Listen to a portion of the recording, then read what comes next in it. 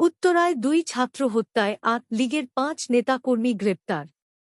উত্তরায় বৈষম্যবিরোধী ছাত্র আন্দোলনে গুলিতে শিক্ষার্থীসহ দুজনকে হত্যার ঘটনায় পৃথক ২ মামলায় আওয়ামী লীগের ৫ নেতাকর্মীকে গ্রেপ্তার করেছে ডিএমপির উত্তরা পশ্চিম থানা পুলিশ।